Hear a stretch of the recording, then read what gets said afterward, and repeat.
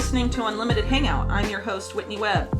After taking some time off from the podcast for the holidays, we are back today and joined by repeat guest Robbie Martin, an independent journalist, documentary filmmaker, and host of the Media Roots podcast.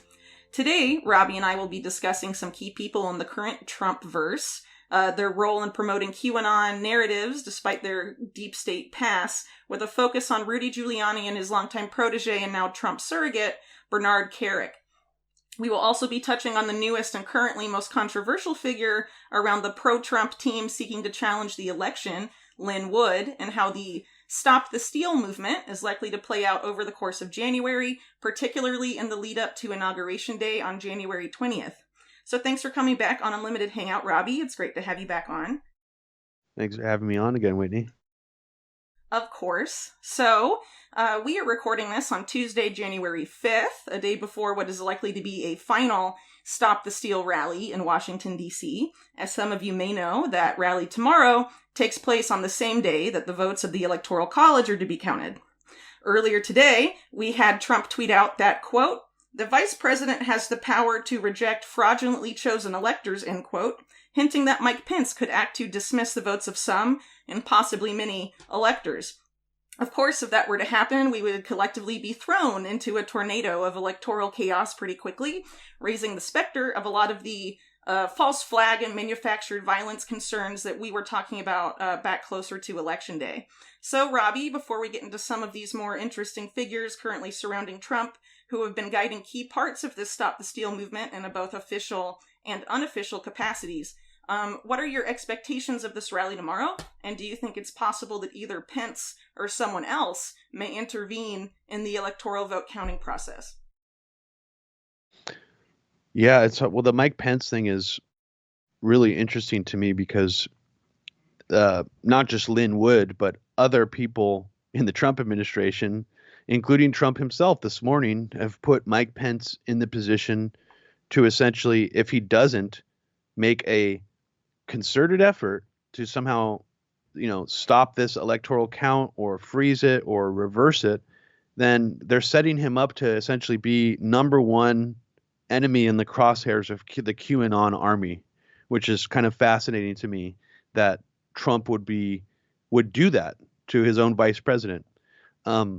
So I don't know what Mike Pence is going to do, but I know that Mike Pence has been a loyal kind of deep state foot soldier for a long time to a certain extent. People might not realize that he actually was one of the people who came front and center during the anthrax scare and tried to keep tying it back to Iraq, and even brought his family to the hospital to get like Cipro shots with news cameras there. He continued to push this lie even after Ari Fleischer in the Bush administration said that it wasn't Iraq. So there's something odd about Mike Pence's existence or role in all of this that I haven't quite been able to put my finger on. So, I mean, I'm of two minds of this. I think that either he's completely unwilling to do such a crazy thing, or he's completely ready and willing to basically self-immolate and kamikaze himself for this larger cause or whatever his role is. So I honestly can't say. It'll be interesting to see what Pence actually ends up doing with this. And the rally itself, I think it's kind of a similar thing for me. Is I think that it's very likely that there will be some kind of violence like we haven't seen before on behalf of the MAGA protesters. But it's also likely there'll be something provoked, with either COINTELPRO or something to that extent. Or it's possible nothing will happen at all. It'll just sort of fizzle out and kind of go out with a whimper. But my fear is still that the QAnon movement and the energy that it still has, and it's really actually kind of enveloped the entire Trump movement at this point. There almost is no distinguishing the QAnon movement from the hardcore MAGA movement. So my fear is that there's going to be a reckoning just psychologically for those people once they finally realize it's over. And that I am very concerned about. And I don't know if it's going to happen as soon as tomorrow. But, when Biden walks into the White House, a lot of people are going to be very, very upset. I mean, there are already postings all over social media of people who are hardcore Trump supporters or even QAnon supporters talking about how they've basically had to stop talking to their own family. I saw a husband the other day saying that his wife and kids think he's crazy that Trump is still going to take this election, and he's had to like move out of his house as a result of this. So Wow. I fear that there's going to be, I hate to be dark about this, but as much as we're likely to see actual violence at the rally itself, I think we're also going to be seeing violence in the home too, of some of these extremely cult supporting Trump people. Even things like murder suicides. I'm worried about like domestic incidents happening. So I am pretty worried about what's going to happen. And I think it's just so open ended at this point, Whitney, that really anything could happen. I mean, it could be even, when they went to the Supreme Court because the Supreme Court rejected their case in the last rally.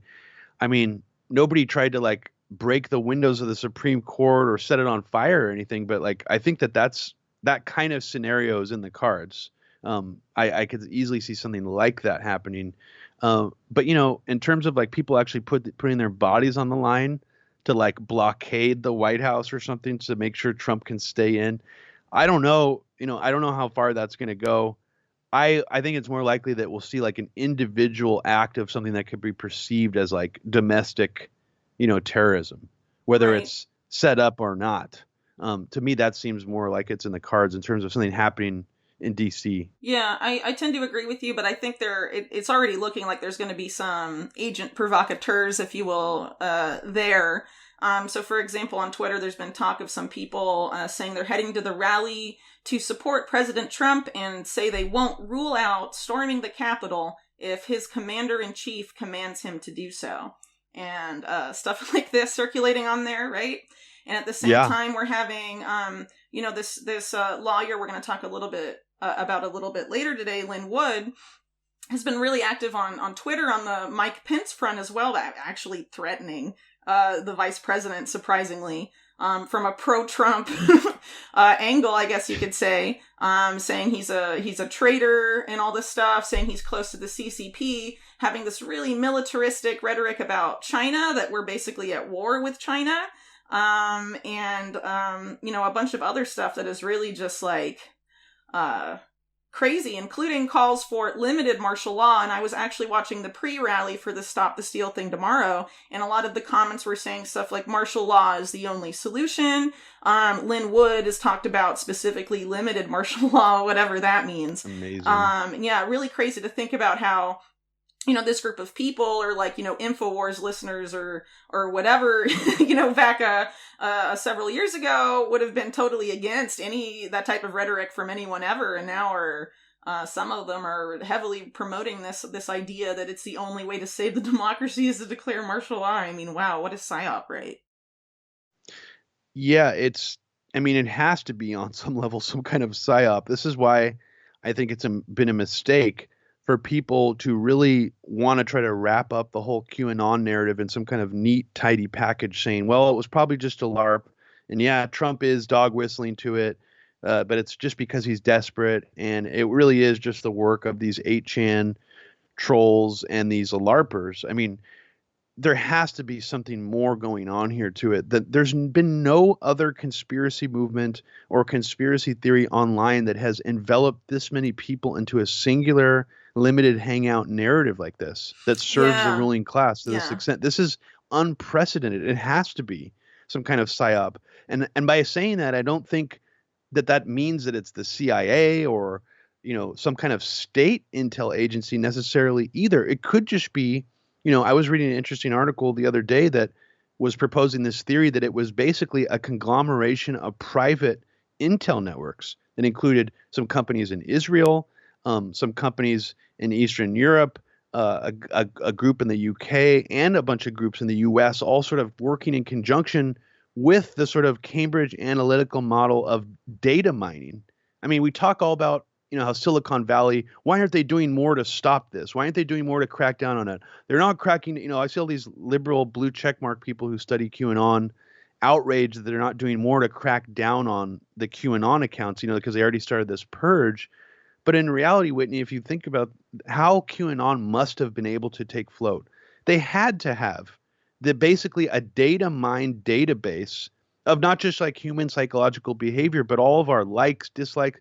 This has to be based on an engine of data mining to Yeah, some degree. So absolutely. Silicon Valley is not just instrumental in this because they boosted the algorithm, because that's how their algorithms work. You know, sensationalist content makes more money, gets more clicks. It's not just that, it's that the foundation of it itself had to have been based on Silicon Valley data mining. There's just no other No, you are explanation. absolutely right. And actually, I didn't get to write about this. I was hoping to do a report at some point near the election, but I ran out of time.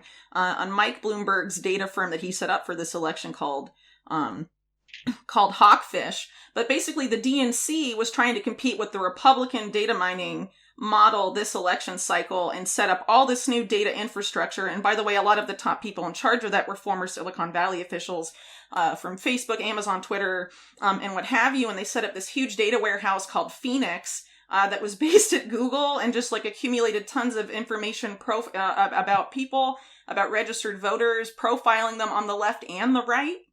Mm-hmm. Which is interesting, including people they knew they were very unlikely to sway to vote Democrat at any point, just accumulating like vast amounts of information from all these databases. And then you have these other private firms tied up with that or contracting for the DNC, like Hawkfish, that was, like I said earlier, set up by Mike Bloomberg, has a lot of really shady ties to Silicon Valley and shady people as well. And so there was definitely a huge data component to this past election and also the previous election.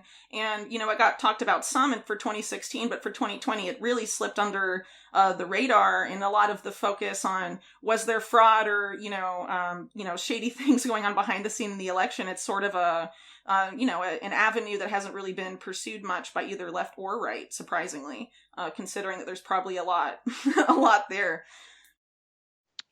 Yeah, I mean, I think that that's one of the biggest conveniences for everybody out of the Russiagate narrative is that it essentially creates this perception that the main political, the people meddling the most in our electoral process are somehow Russian state actors.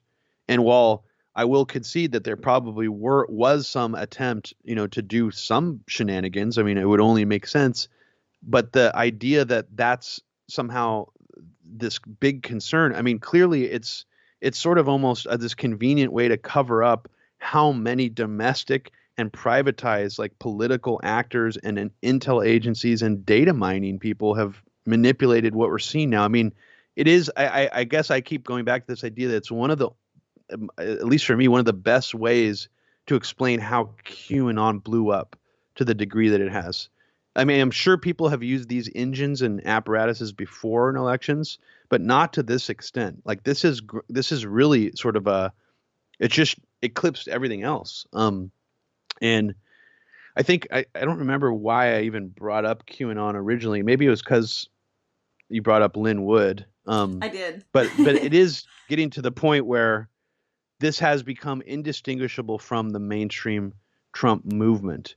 And that's one thing I keep asking myself is, a lot of these people now who are kind of getting on Trump's side to push the stop the steal thing, do they realize that how deep this is already enmeshed with the QAnon engine? Do they not care? Are they willfully ignorant? I don't really know. I mean, one example that's interesting to me is there's this General Robert Spalding, who I fight with all the time on Twitter. For some reason, he's always replying to me. He's a Hudson Institute shill who also who's also one of the biggest people to scare people about 5G. Actually, if you look back at all the Hawaii 5G fear-mongering stuff, a lot of it came from him, and it's not a surprise to find out that he has his own 5G company, and guess what it's called? Weird. It's called Q Networks. And what's interesting is Robert Spalding took the Q oath on Twitter, and then immediately when people started calling him out for it, said, "Oh, I didn't know what that was. That was an accident. I just thought I was taking an oath to the Constitution." So I think on some level, a lot of these more mainstream people who don't come out as insane like Lynn Wood, they're playing games here. They know what QAnon is. They understand how powerful the engine is, and they're using it to their advantage. And, so it's interesting to see someone like Mike Pence be put in those crosshairs, like, you have to do this or else basically we're going to turn, the QAnon army is going to turn against you. We already saw what happened to Tucker Carlson when he mildly pushed back on Sidney Powell. They Pizzagated him like within 48 hours. So Yeah. that's I think that's a warning on some level. Even people like Ted Cruz and Rubio, they must know that if they turn hard against Trump, they're going to get burned by QAnon. I mean, so I don't know. I don't know what they're thinking, but I think on some level they have some understanding that this is happening. Yeah, and I also think this is going to lead to some major internal rifts within the Republican Party, which is interesting to see. The Democrats also have that going on their side also. Like, both parties are sort of, splitting at the seams between these very two different, like, sub-movements within them that don't really, aren't able to really, like, get along, because, they have their establishment wings and then these populist wings, which, of course, are, like, really different. I mean, comparing QAnon to, like, well, the populist left or whatever is not what I'm trying to do, right? But, these are kind of broad movements in a sense. So you can't really, cookie cutter them all. But, I mean, it's just a really wild and unprecedented situation. And, it's worth thinking about what we wanted to talk about today. Some of the key people who sort of built these, post-election narratives the way they were, a lot of them accurately pointing out that electronic voting machines, for example, are risky or suspect, but, doing it in a very limited hangout way that serves, their partisan agenda, and not really, diving into a lot of the other issues that underpin the security of the electoral system. And, a key person in that, of course, is one of Trump's lawyers, Rudy Giuliani, who, of course, has a very suspect past. And so it's very interesting. Like a lot of other people promoted by QAnon, they have, which is supposed to like be fighting the deep state. We have these career deep state assets becoming, a lot of the front people for this hopium that a lot of pro-Trump people have been huffing over the past couple of months. Right. So, there's a lot to say about Rudy Giuliani, but I don't know, Robbie, do you want to give a brief summary of some of Giuliani's greatest hits since the 2020 election, and then we can go into his past a little bit? Yeah, I mean, it was clear from the very beginning of the Trump presidency that Rudy Giuliani was somehow going to be part of his administration. There's actually, I want to say that there was talk that Trump was going to make him attorney general when Trump's first got into office. I think it was DHS, or maybe that was Safter. Yeah, maybe either one. I mean, I remember attorney general for this presidency. I mean, he was, as you suggested before we started recording, I think he was floated as DHS under the Bush administration. Yeah. So maybe that was in the cards as well. But he, so I'm not surprised to see him coming out as being one of Trump's most loyal advocates and, just sort of representatives. But it is just so strange, Whitney, how I guess you asked me what are his greatest hits now. I mean, the thing that got the most attention in the press, at least, is him doing the total gardening and landscaping conference where it was like announced it was going to be at the Four Seasons. That was super weird. The hair dye dripping down his face. Even throwing Sidney Powell under the bus after that press conference was interesting, that he sort of had to make an announcement that Sidney Powell was no longer part of the team, that she was going to be doing things independently. That press conference was just shocking. It's pretty wild. Yeah. And Giuliani, was also front and center with the Hunter Biden laptop stuff, and oddly would regularly confess that he was in possession of what he described as child pornography. That's illegal. Like, it's just strange to think that they would be going to that extent, that he would be pushing this idea that he possesses a laptop with video footage of children being raped on it, and he's just admitting that. I mean, so I don't, those kind of games that those people play, like Lin Wood was even, I mean, I don't know if you saw his recent tweets, he went completely off the sort of the pedo elite deep end last night, saying that John Roberts, he's about to expose this major pedo network that involves John Roberts, and Isaac Cappy's last video, Dead Man Switch, that he has it, and he's about to post it. And it's like, why are you doing this also? Why are you admitting, obviously he's not telling the truth, there's some sort of weird game being played here, but why would you be saying I have possession of child pornography and I'm going to release it. Like, why? I It's just such an odd thing to admit.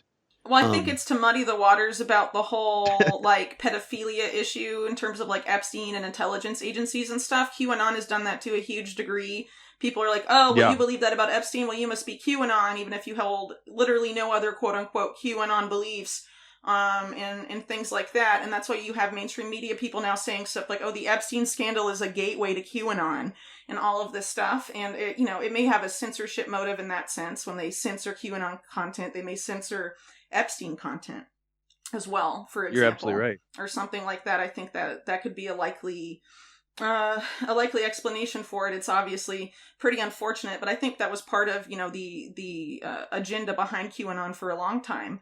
Going back to Pizzagate or whatever, to sort of discredit even legitimate sources of information in that sphere as sort of like crazy conspiracy, whatever. And at the same time, of course, we have the DHS and the FBI sort of creating this narrative, leaking these memos over the past 2 years that conspiracy theorists and also, in QAnon conspiracies specifically, are domestic terror threats, and building this up and making these policy changes suggesting this shift to a domestic war on domestic terror and things like that all going up at the same time. But I think a lot of it too is to sort of make these issues of, unaccountable elites or intelligence agencies using, children as blackmail, something that they've been doing, not just in the U.S., but in other countries around the world, for decades, sort of delegitimizing that by trying to link it to people that are, saying all sorts of Crazy things.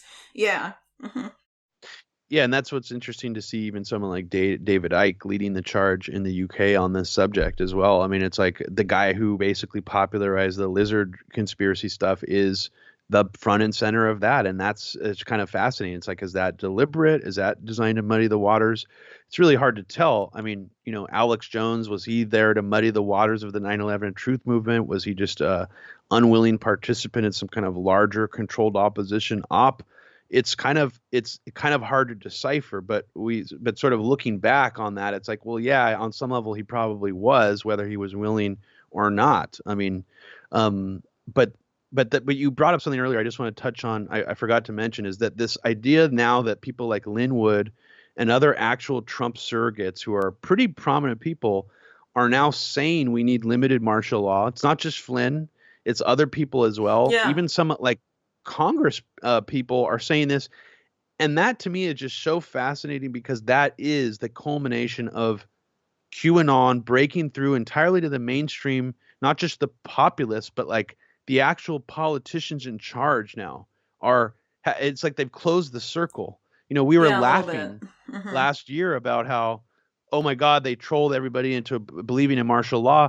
But I didn't imagine, that the politicians would actually start encouraging martial law. Like, that's a step that I just didn't predict. And that to me is like, oh my God, like this really is closing that circle, and it's even worse than I predicted it would be in a certain way. That's why I really tend to view this as an op, because you have stuff going on, on the left too, trying to get establishment Democrats to support, a more authoritarian domestic government. And things like that under different guises. And now you have, these people on the right, including some gun toters, people that would, in another universe, I guess, be most likely to resist martial law, defend the Constitution, what have you, now supporting this idea of this, based around this, like, political savior complex around Trump, that there needs to be basically, a sort of, like, civil religion dictator-y figure, sort of in charge of everything, and he's going to clean everything up and solve all our problems magically and all of this. They've sort of been neutralized in a sense. They're not going to rise up and do any sort of domestic uprising, while Trump is technically, if ceremonially in charge right now. And things like that. So it's just a really, it in a lot of ways, it's just such an unprecedented situation that, we've been seeing this building for months, but it never stops being so bizarre, the situation in which we find ourselves. Yeah, and I'm also, I know we wanted to move on from QAnon, but I guess the last thing I'll say is I'm really fascinated by whoever is posting as Q decided not to flip that switch, and they have that power now. It's not just Trump who could tweet today, I'm not leaving, helps fight for my right to stay in the White House. it's also that QAnon, it could not be like it could absolve itself of any legal consequences. Trump still could face consequences for saying something absolutely insane to activate the Q army. Q won't face any. They're anonymous. So why haven't they used their power since since election day? Like they haven't said anything. They haven't directed any orders. They even haven't made a committal statement on if Trump won or lost the election. And I'm really curious about that. And I'm wondering, like, what are your thoughts on why that is? Do you think there's like a transition from the anonymous Q to sort of these public faces like Flynn, who probably they've moved it is to public involved in Q in faces. some way? Yeah, totally. I think they've moved it to public faces, but I think the main purpose of that is just to string people along long enough until a certain date or threshold is passed. That there's going to be something that comes from the legal team, and they're not going to have to do anything, and they're going to magically fit. That's how sort of how the narrative's been since the election for that sphere of U.S. politics. Oh, they're going to have this press conference, and they're going to reveal everything. They're going to drop this big old truth bomb, or whatever. And then it's been that, and then it's a letdown, really, and then another one. It's been sort of like to string them along is how it looks to me. And so you're having QAnon giving less sort of like esoteric Q drops, right? And instead you're having this strategy move to these public faces who are like, we're fighting the deep state.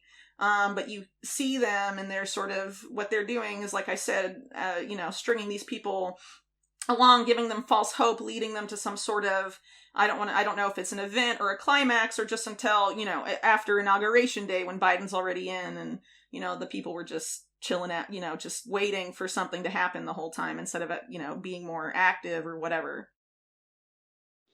Yeah. And the strangest thing, Whitney, is like 4 years ago, I was not a believer that Trump was authoritarian enough to actually imagine himself as a dictator or even like a mini version of Hitler or a stupid Hitler. Everyone wanted to see him.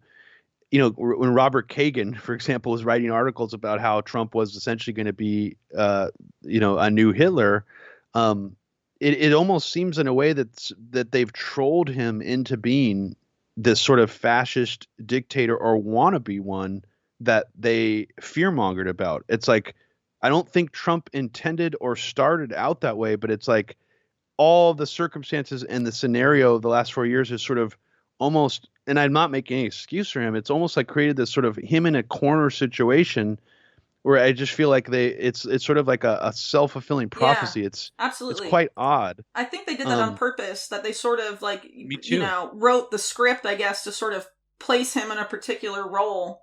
Because QAnon, as a psyop, right, was also scripted during this time and adapted to events and what have you. So what if the same puppet masters of QAnon have also sort of been, psyoping Trump himself?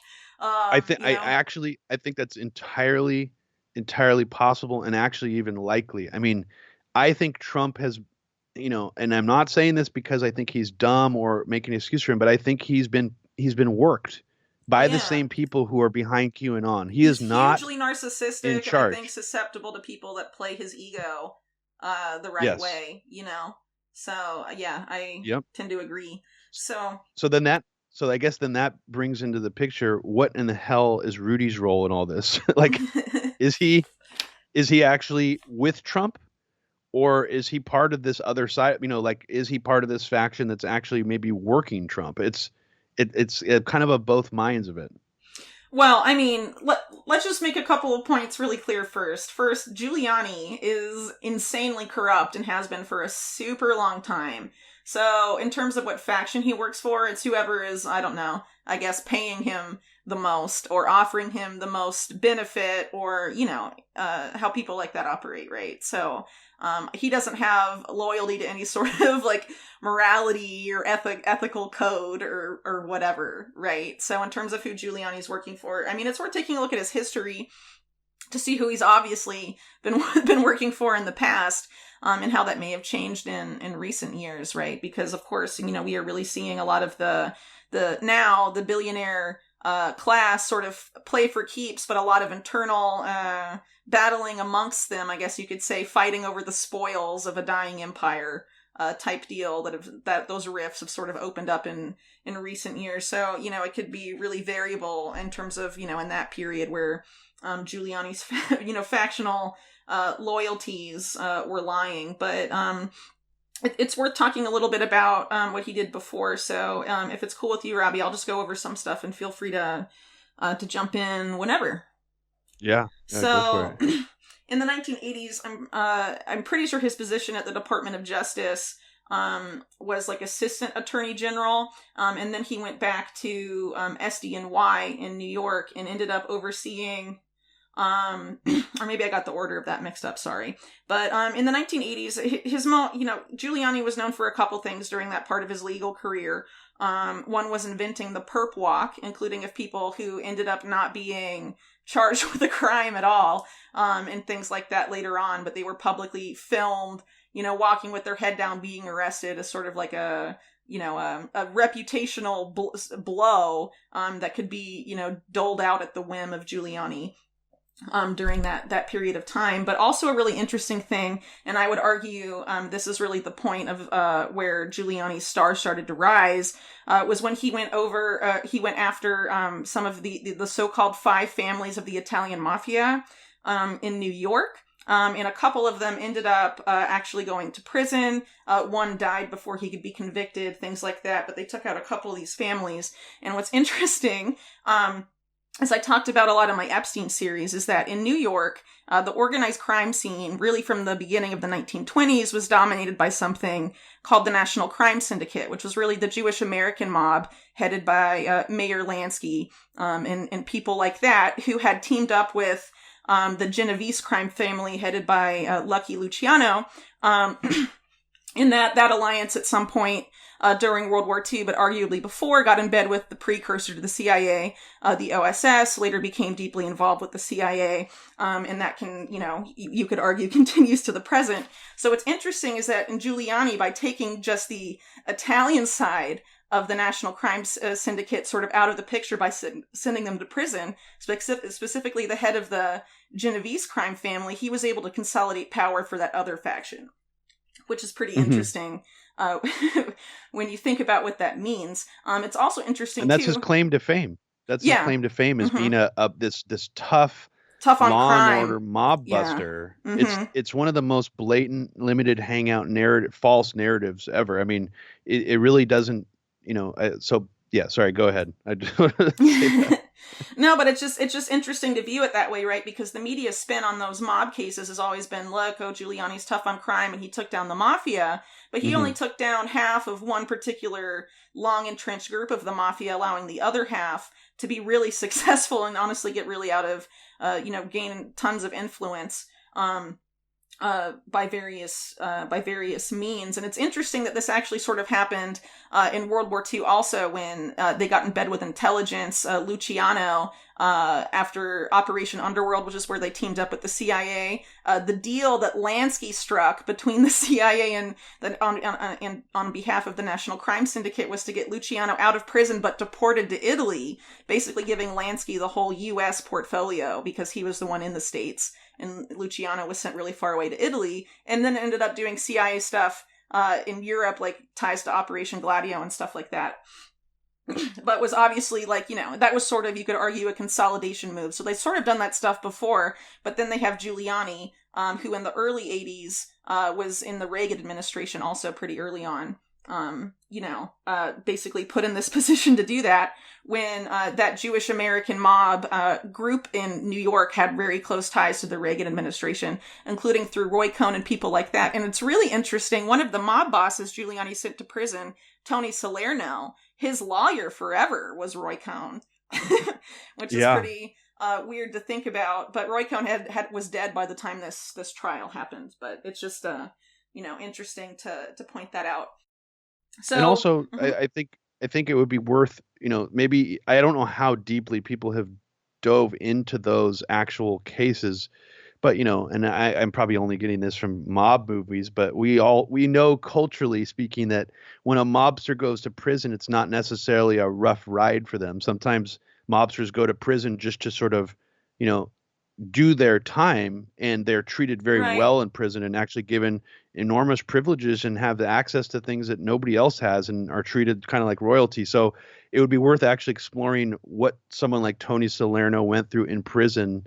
What his experience was like Right. in terms of Good like point. what kind of treatment he got. But that's a whole other issue. Yeah, well, those prisons, right, including the one Epstein died in or whatever, notoriously corrupt. I mean, if you have the right pull and you know the right people and you have enough money, you Of can get course. tons of stuff smuggled in there, right? So, I mean, Prison guards are definitely, some of the most corrupt people ever. I yeah. mean, they're connected to organized crime. It's like that all over the country. So, yeah. Just a side note is what I was thinking. In terms of Right. how actually, obviously, openly, brazenly corrupt that was in terms of like a mob busting, Well, event. yeah, and another crazy point here is that the person that helped Giuliani do all of this, one of the people that worked directly under him on these cases, was Michael Chertoff, whose mom, by the way, had worked undercover for Israel's Mossad when she was an air flight attendant of El Al Airlines. That's like in her public obituary. Right. So if you're talking about how this, Giuliani, what he did ended up consolidating a lot of power for that particular other half of the national crime syndicate, and you have someone like Chertoff also being intimately involved, it's kind of interesting. And also we see Chertoff, of course, becoming later on very involved in leading the Department of Homeland Security, something that people like Giuliani and his protege, Bernard Kerik, end up, an agency they end up circling around as well. And they have ties going back all of those guys together back to this period of time. More or less. So anyway, after that, the mafia cases, the other main blip on the Giuliani radar, I guess, for the 1980s, is when he tried to run for mayor of New York unsuccessfully the first time. And this was largely because during the Republican primary to be the Republican candidate for mayor of New York, he faced off with Ronald Lauder, which is pretty interesting. Ronald Lauder is, one of the two heirs, or male heirs, I guess, to the Estee Lauder fortunes. He's president of the World Jewish Congress, very involved in both U.S. and Israeli politics. He's arguably the billionaire that got Netanyahu his first stint as prime minister in the late 90s. But of course, this is 1989, and Ronald Lauder used in a massive amount of money to try and be mayor of New York during this time.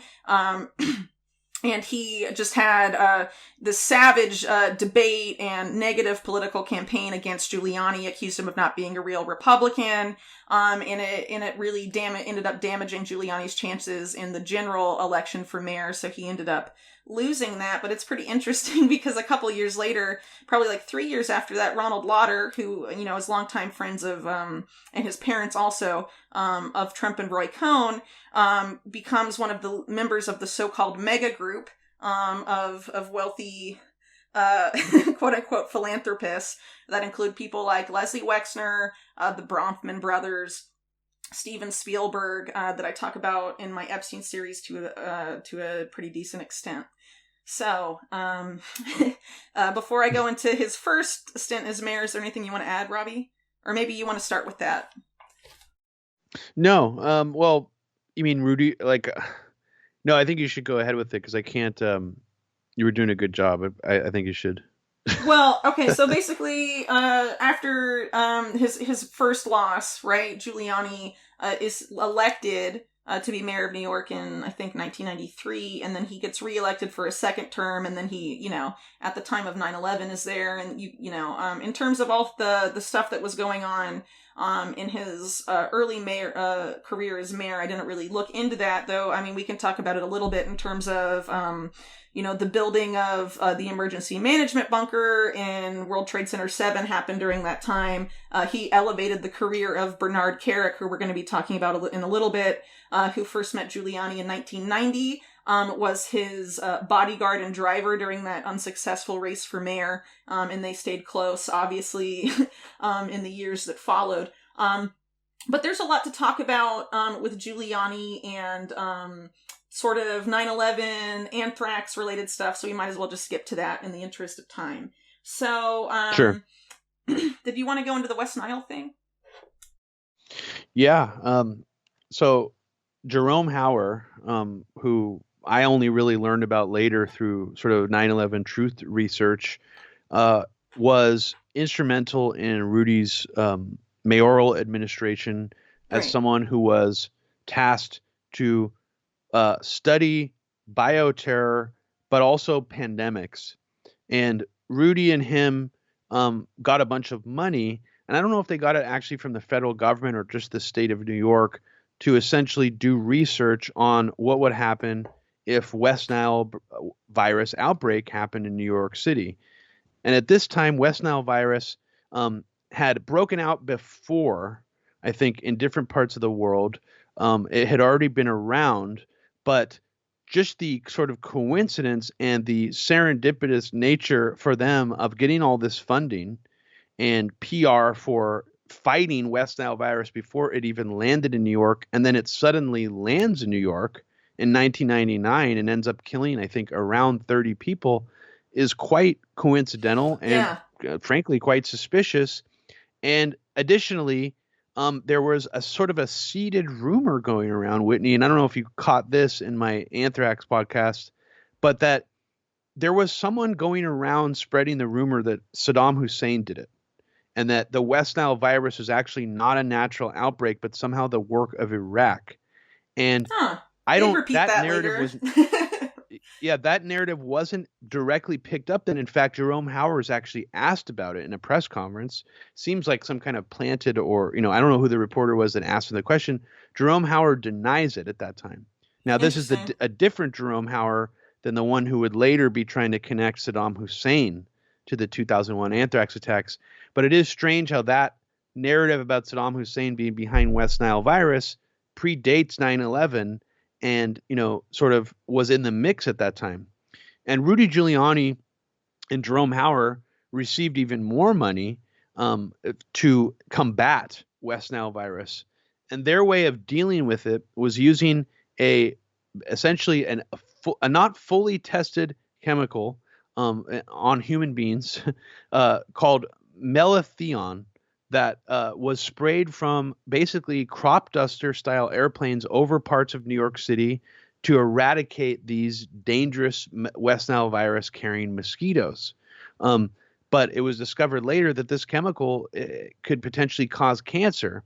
And, whenever this comes up in just American society in general of something causing cancer, what's the cancer risk?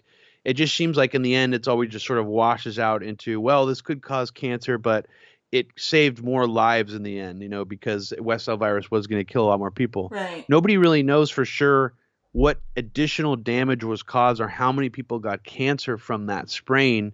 But it is just sort of an unprecedented event. And oddly, Whitney, it never really happened again in the United States. This outbreak is one of the biggest outbreaks we've ever seen.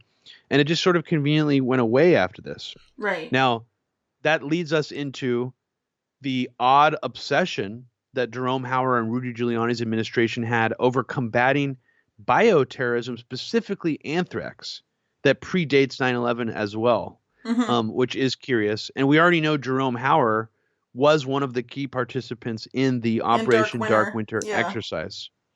He's also an employee of two of the most suspicious companies tied to 9/11. Yeah. Kroll and Associates and SAIC, which, ranking in terms of the most powerful defense companies, SAIC is somewhere maybe 6th or 7th down the list. Yeah. But they're actually number 1 on the list when you look at strange connections to 9/11 and people who could have benefited from the attacks. And he was a vice president there at the time. Yes. And this is, of course, what you're talking about, though, in 1999. He is still, I believe, head of the Office of Emergency Management of New York City, which is why he was working with Giuliani. I don't know if we said that in case people weren't familiar with that. And really quick, I just want to add some background about Jerome Hauer, like why this is suspect.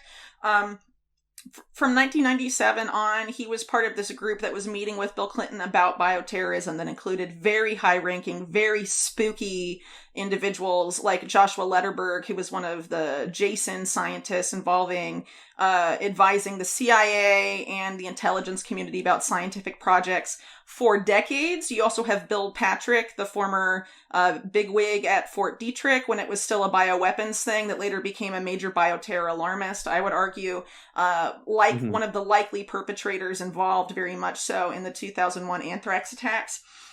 and several other very key individuals tied up with the events of the anthrax attacks in 2001. So Jerome Hauer was part of that group. Not many people in the late 90s while he was in this post in New York City specifically, right? And then he of course leaves that post and goes to work for these very spooky private, really intelligence firms, because that's really what Kroll is also, and was originally set up to be what was, at the time doing security for the World Trade Center, right? So, you have Hauer doing that. He's at SAIC. He's advising the Department of Health and Human Services on bioterrorism. He gives the Secretary of HHS a personal tour of Ground Zero on the day of 9/11, even though he wasn't in his offices, but didn't tell people like John O'Neill, the expert in Osama bin Laden, that he hired not to go, and so O'Neill dies.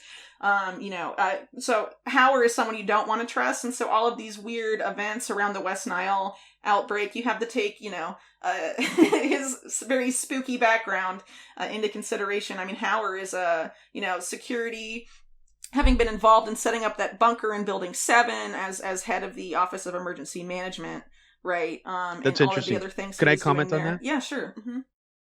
So the bunker is a really interesting backstory. So that bunker was explicitly designed as some kind of preventative emergency command center for if New York was hit by some kind of major terror attack. Right. And its explicit purpose was completely abandoned by not just Rudy Giuliani and Jerome Hauer, but every other underling who worked there, except for one guy who later mysteriously died from a heart attack right after Dylan Avery interviewed him for his last Loose Change Final Cut movie. So that is, it's actually probably one of the most creepy deaths of a 9/11 witness, right. I think, to come out of that whole situation. And this guy, his name actually escapes Barry me, and I'm Jennings or something. Barry like Jennings, exactly. Barry Jennings. But the strange thing about this, Whitney, is actually Jerome Hauer and Rudy Giuliani have had some kind of public falling out over this. And they both actually point the finger at each other now as the ones who not just were responsible for devising that plan, but also deciding to abandon it. And I find that kind of interesting. Is this part of this sort of factionalized deep state split that we've been talking about? Maybe, because currently Jerome Hauer... one of the things he does now is that he says, puts at the top of his resume these days, is that he works for Teneo, which is Doug Band's consulting firm. And of course, Doug Band is a longtime associate and, employee of the Clintons and the architect really of the post-presidency Clinton years. And of course we have Giuliani on the opposite side right now in the Trump MAGA sphere. So it's possible. So this is, I just want to explain to your listeners really quickly, this is a part of the reason why I have become so fixated on Hauer and Giuliani specifically, is that over the years when I've researched the anthrax attacks, I have come away with the inescapable conclusion that somehow both 9/11 and the anthrax attacks were either done by the same people or there was crossover between the two groups or group that did these attacks. Well, there was crossover for sure. We know that. Yeah. And it appears that whoever was trying to set up the narratives for these wanted to make it appear that the hijackers had something to do with the attacks. This was all sort of put in play. So my thinking on this is, over the years, a lot of the 9/11 truther community, the serious researchers, there's been this sort of invisible wall between that research field and the anthrax research field. But what I've discovered is that when you actually break down that wall and start to look for connections between the two attacks and suspects, what you find instantaneously is that Rudy Giuliani and Jerome Hauer have the most crossover of bizarre connections to both attacks and sort of the conspiracy narratives that have become sort of, famous within those movements, like the World Trade Center 7. So it is very fascinating that if you look at all the potential suspects, they appear to be the most suspiciously connected to anthrax and 9/11. And that can't be ignored. That needs to be looked at. Like why, I know it may seem crazy to people or hard to believe the idea that Rudy Giuliani, this 9/11 hero, this mayor, he's not in the deep state, people might think, but he's you really America's have to look mayor, Robbie. Yeah, you have to look at all these things and really have an open mind about them, and understand that there's just no way that these are coincidences. I Right. mean, So clearly on some level, both of these men had some kind of role in both attacks. I mean, that's what's so absolutely bizarre about this. yeah, well, they certainly have major questions to answer. Since we've talked a lot about Jerome Howard, we might as well move to Giuliani, stuff about him and 9/11. So we know, for example, that on ABC News with Peter Jennings, Rudy Giuliani went on after 9/11 and said that he had the reason that he did not occupy that emergency bunker at World Trade Center 7 is that he had received an advanced warning that the towers were going to collapse. He never said Hmm. who had given him that warning or really explain it much at all, but that is a claim that he did make on live television. So, of course, the question becomes, why then did no one from Giuliani's office or beneath them within the city government who were also presumably aware of these warnings, why were they not passed to the emergency management people on the ground at the towers who had no Exactly. warning the building was going to collapse? And of course, as a result, you have a lot of upset people, I guess you could say, at the FDNY, for example, that are really would like Giuliani to answer that. Of course, at some point, Giuliani was publicly challenged on that, I think, when he was attempting to run for president a few years ago, and denied having received that warning, even though he made that claim on live television. So if you want to believe Giuliani, well, I don't know.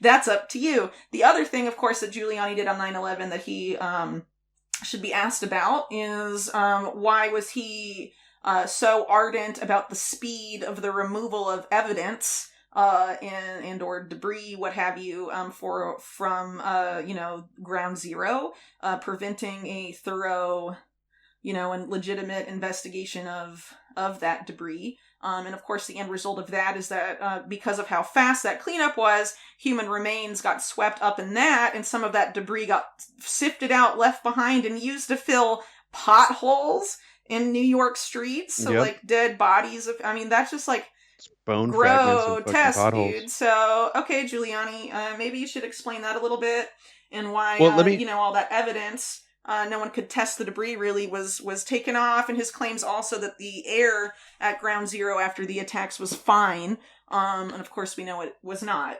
So, Yeah. Let me just jump in there really quick about that deal that Rudy made, because I think this is really key to understanding the coordination that was required here. This wasn't just Rudy as some nefarious deep state plant in the mayor's office of New York City. This was a coordinated effort between all of these federal government agencies that were on the ground that were supposed to be investigating, and the city of New York's government. Because Rudy, this is the strangest thing about that, Whitney, is that Rudy was essentially given the power to decide what to do with that crime scene and how fast to do it. That makes absolutely no sense. With a crime of that magnitude, why would you give the mayor the right. decision-making ability to destroy the crime scene? That is absolutely baffling, and really only means that he was sort of being used as a conduit to do this, possibly for plausible deniability from these federal agencies that knew, that were involved in this. Yeah, or talk Um, about where he set up his command center instead of emergency management. It was on that pier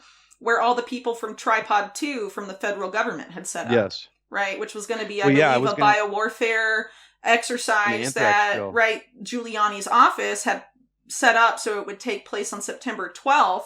And these people were setting up the day in advance, and Giuliani and Bernard Kerik, who was in charge of the NYPD at the time, claim that they get stuck in this building on, what is it, like Barclay Avenue or Hmm. something like that, and that's why they allegedly can't get to Tower 7 and into the office there, and so they go to this pier conveniently set up for this large federal interagency exercise involving FEMA, which would later become part of DHS, right, and all of these different federal officials. They go there. Yes. So who are they taking their orders from in that scenario when you have all of these preparedness, federal people there, and that's where Giuliani chooses to move his group instead of the very office that was fitted out with a bazillion dollars worth of expensive electronic equipment, and everything Hmm. was designed to work off of that, right? So it's pretty telling, both the It timing was of that exercise and Giuliani's decision to set up the command center there. Well, there's an odd sort of parallel with the West Nile virus outbreak. There was another major bioterror drill planned in New York City with the assistance of the Pentagon, and the Oh, West Nile virus outbreak actually interrupted that and canceled that drill. So it's just kind of an odd coincidence that once again this other major bioterror drill that Rudy was in charge of, called Tripod 2, was scheduled to take place on 9/12/01. FEMA was already there with a bunch of staffers, trucks, equipment for this drill. And that's one thing, Whitney, that I always thought was maybe a disinfo point in the 9/11 truth movement, when people would say, well, FEMA was already there. Here's a clip of them saying we were already there the night before. That's true, because that's how it happened. It was from Tripod 2. It all actually connects back to that. So, these things maybe over time where I've been like, is that disinfo? Is that a real point? It is real, and it comes from this. right. And Well, you know additionally, something. it Oh, was all sorry. about anthrax. It was all about anthrax. I mean, so how is this possible that only a month later real anthrax attacks happen? And also, I just want to mention quickly that the company that Giuliani ended up selling all the steel to, one of the biggest, the CCP is taking over our country. Rudy's one of the biggest China hawks right now. I mean, he's constantly Yeah, talking but about it the Chinese wasn't government. always that way. Yeah, Bayo Steel, the company that he sold all that scrap to, was a Chinese company. So it's like, wait a second, you're claiming to be against the Chinese government and thinking they're these nefarious evil plotters, but you made a deal with a big steel company in To China to take all the basically 9/11 destroy all this evidence. evidence. Yeah. Yeah. So that to me is absolutely wild and needs to be exposed. And what is the deal with Bayo Steel? I mean, what kind of company are they? I don't think people have really deeply looked into that. But yeah, Tripod 2, I think, is honestly one of the most sketchy things about it. Yeah, well, it ended up happening, I think, a year later or something in like 2002.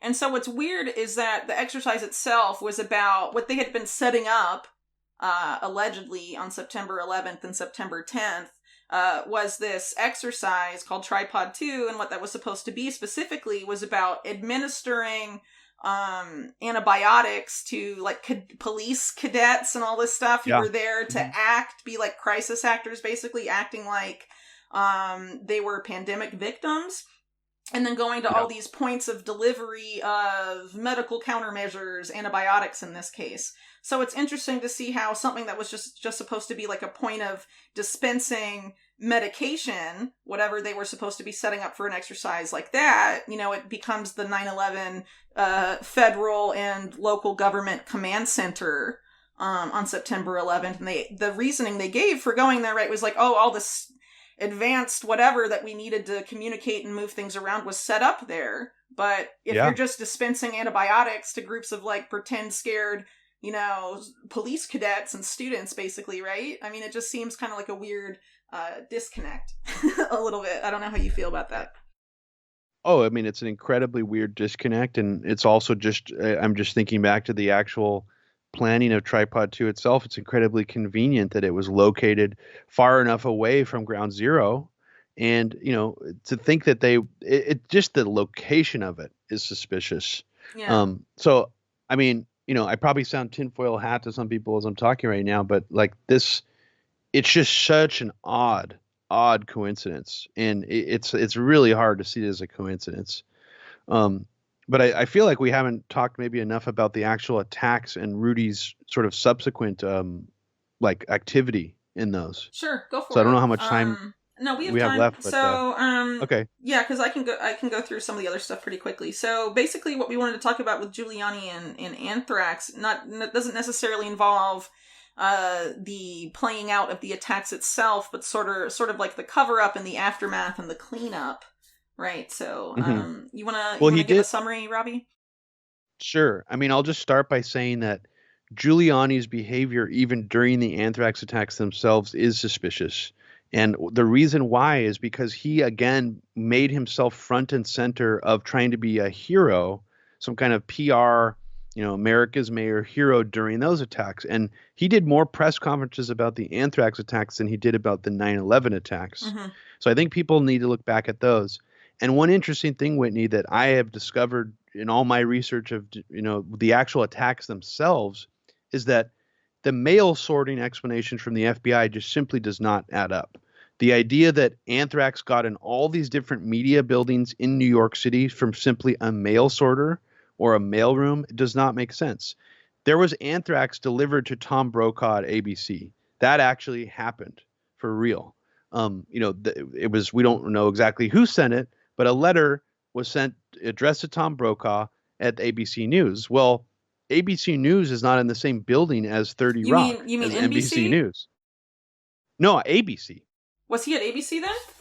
Okay. Tom Brokaw was at ABC, yeah. Okay, I forget And because he went to NBC later. Sorry. well, this is what gets kind of murky and confusing is NBC got hit by anthrax too. Right. Anthrax was found in Dan Rather's office. Now, how does that happen that a mail sorter coincidentally can spread anthrax to two of the biggest media institutions in New York that were in separate buildings? That does not make sense from a mail sorting perspective. In that area, right? You would think the mail person would be going all around that neighborhood, right? Yes. To all the different doors, and it only ends up in those two places when, things like Dark Winter had said, oh, anthrax letters are going to be sent to the media. Mm-hmm. So pretty convenient. The only other explanation that makes sense, Whitney, is that some of this anthrax had been planted directly. I mean, honestly, it sounds maybe nutty, but it's really the only other explanation that makes sense. Well, there's been no real investigation of anthrax, so I don't think it's nutty at all. Yes, I think it's. Unless we go with the idea that there were other letters that made to look totally innocuous that had like undetectable amounts of anthrax in them that spread them all around New York City. That to me, that theory is almost more wild than the idea that someone involved in this operation was actually planting anthrax spores in various locations and then tipping off people in the FBI or whoever in the CDC to go look in those locations. Right. Well, and I think. Oh, sorry. Go ahead. No, I mean that was pretty much the end of my thought, and that's sort of how we get into this strangeness of, I'm not saying that Rudy was involved in that, but he was. So it does sort of bring up the idea of why he got so involved in wanting to clean up, with his anthrax cleanup company that he formed after 9/11 called Bio-1, why he was so interested in being involved in the cleanup of the first anthrax crime scene in Florida. Because we already have evidence that Rudy Giuliani explicitly destroys the 9/11 crime scene forensic evidence. But we also have this other completely unrelated story about how we don't know how he got the contract. We don't know exactly how that occurred, but how he was in a position to have access to the first anthrax crime scene in Florida, the AMI building, and then subsequently got into a legal predicament with employees at AMI building for trying to destroy their stuff. So we have two examples of Rudy Giuliani being basically in charge of destroying evidence, potential evidence, from two of these major attacks. That is absolutely insane to me. Well, I want to say something about the attacks themselves. I mean, you think of like the main targets, right?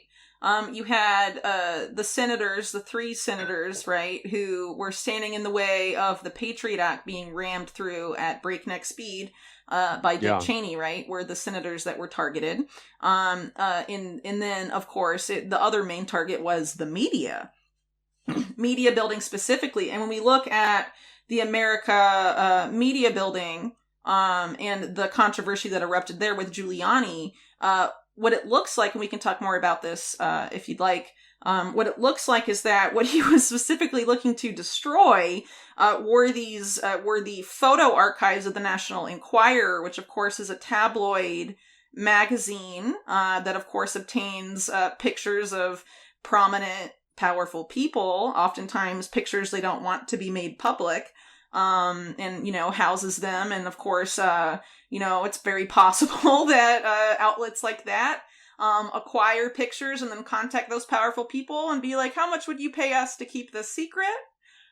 Things like that. I mean, if you keep in mind, too, that National Enquirer for a long time, one of their owner was like a childhood friend of like CIA sex blackmailer and Trump mentor Roy Cohn, for example. I mean, the possibility of an outlet like National Enquirer doing that really doesn't seem far-fetched at all. So the entrance specifically in this photo archive by Giuliani's Bio-1 is really interesting. And there was talk that these photos were going to end up being incinerated, and you had like photographers that had worked for these outlets demanding their pictures back, saying that they owned them, or that they needed to be compensated for their destruction or something. And it's really interesting to think about, a possible ulterior motive of the other media outlets, perhaps, that were targeted, that they wanted access to something at those that was physically present at those studios. And of course, if you have a bioterror attack or anthrax in that building, then the cleanup or the investigation, gives certain people access to areas of those buildings they otherwise wouldn't have access to.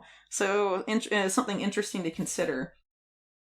Well, yeah, and it's, I mean, after all my study of especially the Florida, anthrax infections, it's still not clear where that anthrax even came from at all. Right. And the FBI, to my knowledge, the CDC also never found any actual trace of spore. They might have found some minute traces, but they were never able to distinguish like where they came from, how much there was in there.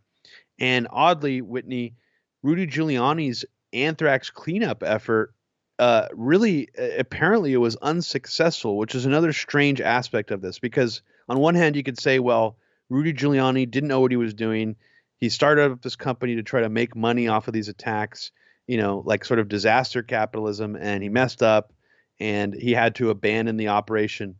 But it doesn't make sense, because Rudy Giuliani's company was actually a joint effort between himself, Rudy Giuliani. It's like he has like an LLC under his own name, between himself and this company called Sabre Technologies, which did get no bid contracts from the federal government to clean up the Brentwood Postal Service or post offices. And they did it relatively fast. I mean, it was an expensive, I think the bill was something in the neighborhood of like $30 million, but they did it relatively fast. So why is it that Rudy Giuliani essentially quarantined this building with the permission of his company, and then he just doesn't do anything? Well, it wasn't just that they quarantined the building too. At the beginning, Giuliani and Bio One said that Bio One's new headquarters, after they cleaned it, were going to be in that building. They wanted they wanted that building really bad, and so it's really suspect that they would keep it, under lock and key for so long. And this really makes me think of the photos. Like maybe there were photos housed there that they wanted for themselves. This was like some blackmail thing, potentially, that could have been going on there. Especially when you consider the fact that the first anthrax victim who died, who, presumably was poisoned with anthrax at that building, Bob Stevens, was the photo editor of one of the newspapers there. So, however that anthrax got into his system, it's very interesting that he was, a major person in the photo department that would have had access to these controversial and contentious photo archives there. It's just, I don't know, it's just really crazy. Crazy to think about. There's another loose data point there that a lot of people have pointed to as the reason why Robert Stevens was targeted. I'm not convinced of this, but it is sort of an interesting coincidence that the National Enquirer did run a pretty embarrassing photo spread, front cover thing about the Bush daughters, basically being like drunk messes and like falling all over the ground. Like I think the pictures actually looks like one of the Bush daughters like humping the leg of like some frat boy, and they're clearly like drunk, fucking shit faced. So that, but the problem with that theory is that I actually have that issue. I'm looking at it right now. It's on my bookshelf. Robert Stevens' name is nowhere in that issue, and I pored over it. I don't see a direct connection there, but there is another interesting connection in terms of this blackmail theory that you're proposing, is that David Pecker, who is the CEO of AMI, he was in charge of not just the Enquirer, but also the Sun. He's a long-term friend of Donald Trump. And apparently he was the one who brokered these deals between Stormy Daniels and this other, what was her name? Karen McDougal. In August 2016, it says AMI paid Karen McDougal, this is from the New Yorker, a former Playboy model, $150,000 for a story about a 9-month affair with Trump, and then never published an article about it. Well, the working theory of all this, for some journalists who've looked into this, is that this was their blackmail model. They would be like, we want to do a story about you having an affair with Donald Trump, but in reality, they just want to basically pay her off and hide the story. So if there were any photos from this, it's unclear, but this appears part of their blackmail model. Now, I'm sure it had to be a lot of other people other than Trump, but it's just another interesting coincidence that Rudy is so close to Trump and he was in a position to destroy and apparently did destroy some of AMI's photo archives. What Yeah. were in those archives? Mm-hmm. So I don't know what that means, but it's kind of a coincidence that can't really be ignored. Yeah, well, it's interesting too when you consider the fact. This was another thing I wanted to cover a couple years ago, but didn't get to. This happens to me all the time. But basically, this happened when I was investigating my Epstein series because I was looking for information on the Roy Cohn disbarment hearing that happened in the 1980s. Because the character witnesses for Roy Cohn were people like Donald Trump and Alan Dershowitz. People like that. But right when Trump had announced his candidacy in 2015, and not long before then, all of the records, the only records, physical copies, I guess, of those old court cases, and presumably other ones we don't know, I don't really know how many it was, were in this warehouse that somehow was on fire, and basically the New York Fire Department just watched it burn for 3 days. And so that entire, whether that was the intention of the blaze or not, I mean, who knows, right? But it's interesting that they didn't try and put it out, even though it was full of these physical records of important court cases in the city from the 1980s. Now we have no way to access what, Donald Trump said about Roy Cohn's character, for example, or Alan Dershowitz. So, maybe, yeah. So, this whole thing of, the evidence is gone, right? At opportune times for this, faction of power players in politics and what have you. It's something that does, coincidentally, I guess you could say, seem to happen, to people in this orbit. It's pretty wild. Yeah, I bet you even if we looked at more deeply into Rudy Giuliani's past, we'd find some interesting disappeared evidence as well, Oh, for sure. And yeah. It's, just with in terms of his own personal corruption. It's possible some of the mafia case stuff from the 80s was in there too, because it was around the same period. Mm-hmm. So, I mean, who knows? But pretty very crazy interesting to consider. So, anything else you want to say about Bio 1 so we can get on to some other stuff? Yeah, I did have something else to say about it, and I kind of lost my train of thought. Give me 1 second. Yeah, I mean, I will say that Sabre Technologies itself is a suspicious company, and I think they in general need to be more deeply looked into, because my thinking on this and from what I've researched is that Bio 1 seems to be Rudy just basically piggybacking on what Sabre had already done, whatever expertise they claim to have, whatever technology they had, and he's just sort of stamping his name on their business model. Now, I couldn't get any answers really about this when I talked to Sabre Technology, and there does seem to be sort of a hush-hush mentality when it comes to what happened to Bio 1. Like, what even happened to it? Did Rudy Giuliani close it? Where was it? But interestingly, Whitney, what I found is that even before it officially announced, Sabre and Bio 1 were somehow representing themselves as the same company previous to 2004. So whatever Rudy Giuliani's press release was that we're launching Bio 1 in 2004, we're going to do this and that, this must have been in the works for much longer. And, there are little data points here and there that point to that. But it does seem like someone's actually tried to erase that as well, erase that evidence. And surprisingly, the only clear evidence I could find is I found a Bio 1 location in some business park in the middle of nowhere, really. And on the Google satellite map, it shows the signs of the business names on this business park. And you go back as far as possible, and it doesn't go back as far as when Bio 1 existed. So what I did is I called the real estate agent who happened to still have his business in there, who was there since like 1999. And he's like, oh, yeah, I remember the sign. It said Bio 1/Sabre Technologies. And he was saying that this sign existed there like in like mid 2002. So to me, that tells me that someone is trying to cover up that Rudy was actually working with Sabre Technologies much earlier than 2004.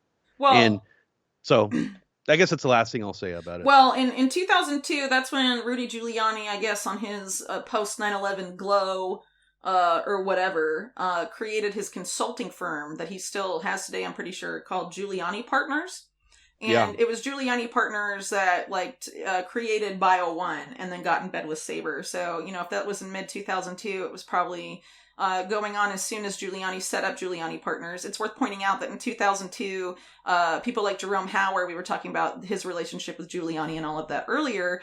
He, in early 2002, was at a key position at HHS that was basically newly created to respond to pandemics and bioterror events after the anthrax attacks. Right, and was involved in the beginnings of the Strategic National Stockpile and giving a lot of contracts out, involved in, with the pharmaceutical industry and things like that during that same period. And it's worth pointing out, too, that Giuliani Partners, probably their biggest and most famous client ever since it was created, has been Purdue Pharma, which, of course, is the producer of OxyContin. And Giuliani Partners was hired specifically to do OxyContin-related work for Purdue. So that's pretty interesting, especially when you consider the growth of the opioid crisis, really from that period, invasion of Afghanistan, invasion of Iraq, to now, Giuliani, played a role in that through Giuliani Partners. I mean, paid millions of dollars by Purdue to allegedly, stop the misuse of their drugs. And we, of course, know how that often gets twisted in that type of consulting work to end up being the opposite. Among other things. But it's interesting to see people like, Giuliani become involved with these big pharma firms after the anthrax attacks, and also Jerome Hauer at the same time involved in sort of, a liaison-ish role with pharma and HHS in that newly created position that he was in at HHS, and later he becomes involved, of course, with, companies like Emergent Biosolutions, Bioport, the anthrax vaccine manufacturer, and things like that. So I think that's an interesting thing. And the last thing I wanted to point out about Giuliani's post 9/11 career is that he has been a longtime supporter of the MEK, which is the anti-Iranian government group, which is stands for like Mujahideen al-Khalq or something like that. And now he's a big supporter of the Falun Gong. It's just right. But MEK is worth pointing out because they're openly, and have been for a long time, Marxist, right? Communists, and of course, all this posturing, like, the CCP is evil and communism is fighting us in the U.S. We're fighting communists and Marxists and all of this stuff.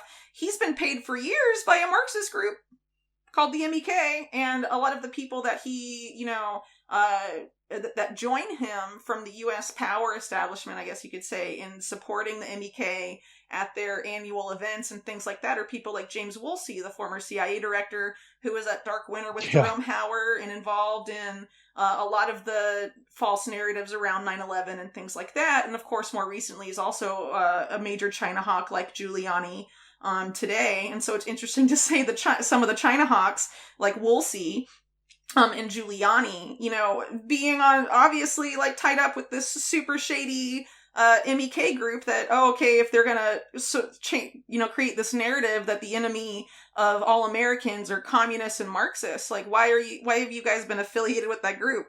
I mean, obviously, you and I know why. It's because they're like a CIA Mossad front, basically, that is used to put pressure on Iran's government because they've been trying to overthrow that regime for a really long time or go to war with it.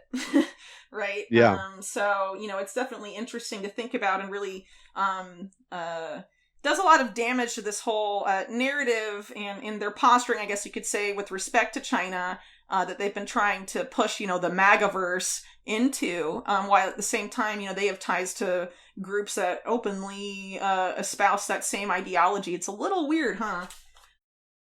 It is a little weird, and it's also really convenient why the fentanyl scare has now sort of taken over the dialogue in American culture about dangerous opioids, rather than the direction that it was going in, Whitney, for a long time, which was, it almost seemed like it was culminating in, the Sackler family, Johnson & Johnson, the people, the Purdue who are making OxyContin are basically trying to kill people and get people hooked on drugs. And then all of a sudden, whoop, we veer away from that, and it's all about Chinese fentanyl, producing these illicit labs to corrupt the black market of the drug trade here and to kill junkies. And it's like, wait a second, how did that switch so fast? Well, it's actually really easy to explain. It's because Purdue and all these companies are in bed with all these political actors and China hawks, and also fund think tanks like the Hudson Institute, Mm-hmm. like these other think tanks that put out all this fear mongering about China. So it's almost like one of the clearest examples I've seen, not even after the pandemic, but before, of how a company could get just a few of these like hardcore political actors, these nefarious people, to sort of create a new narrative and veer it away from where it was already building before, which was building to a place that was almost like true populism. Like these companies are doing a serious damage to our country. And instead, it's now just like, no, it's a foreign country doing it. It's China also, the same people that, probably released this from a lab and, tried to kill us already.